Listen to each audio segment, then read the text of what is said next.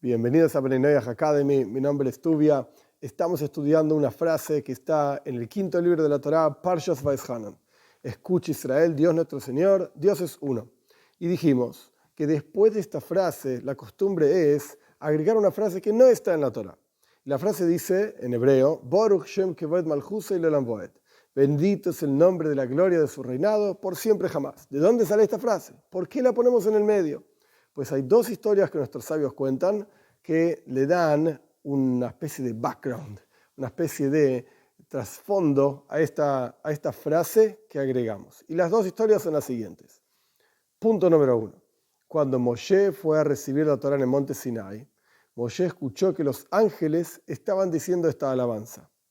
Y le pareció tan pero tan bella hablar de la gloria de Dios, del nombre de la gloria de Dios, de su reinado, que esto es eterno, etc., que cuando bajó del monte Sinai le enseñó esta frase al pueblo de Israel. Pero, para que los ángeles no estén celosos de que nosotros, entre comillas, robamos, tomamos prestado, pongan el nombre que quieran, no importa, esta frase de ellos la decimos en voz baja. Quiere decir que pronunciamos el Shema Israel en voz normal. Tampoco es necesario gritar.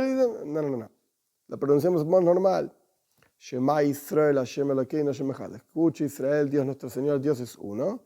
Y después decimos en voz baja, pronunciando, verbalizando, pero en voz baja, Baruch Shem Kevod Malchusei Le'olam Vaed. Bendito es el nombre de la gloria del reinado de Dios, por siempre, jamás, etc. Y después sigue, amarás a Dios, etcétera, etcétera. Esto es historia número 1. Historia número 2. Encontramos en la Torá, en el final del primer libro de la Torá, en Parshas Vayechi, que Jacob va a bendecir a sus hijos. Los junta a sus hijos y les quiere dar una braja. Nuestros sabios cuentan que les quiso decir cuándo va a llegar Mashiach, pero que Dios dijo, ahora no es el momento para hablar de este tema. Sea como fuere, Él les quiso dar una bendición. Pero antes de esa bendición, Jacob estaba muy preocupado, a ver si sus hijos realmente iban a seguir el camino de él. Su abuelo Abraham tuvo a otros hijos, Ishmael, y después tuvo otros hijos. Yitzhak siguió el camino de la Torá, pero sus otros hijos no siguieron el camino. Después Yitzhak tuvo 2 hijos, Esav y Jacob. Esav, hoy Beismir, terrible, una persona asesina, violadora, de lo peor. Jacob, un hombre bueno, siguió el camino de la Torá. Y Jacob estaba preocupado que sus hijos, que él tuvo muchos más, él tuvo 12 hijos, una hija, discusiones entre nuestros sabios cuántas hijas tuvo, si nacía una hija con cada uno de los hijos o no importa. El punto es que tuvo muchos hijos. Y la pregunta es, ¿cada uno de mis hijos van a seguir el camino de la Torá o no? Él estaba muy preocupado.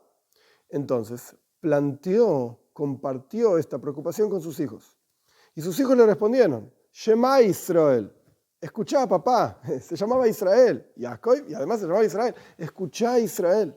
Hashem Elokeinu, Dios nuestro Señor, Hashem Echad. Es uno solo, el tuyo y el mío, el nuestro, es uno solo. Así como en tu corazón hay uno solo, en nuestro corazón también hay uno solo. Cuando Jacob escuchó esta frase de sus hijos, dijo, Baruch Shem Kevod Malchusei Le'olam Vaed. Bendito es el nombre de la gloria del reinado de Dios por siempre jamás. Estaba en una alabanza a Dios, estaba contento, estaba feliz de que sus hijos estaban en el camino del monoteísmo, de lo que sea que era el judaísmo en ese momento.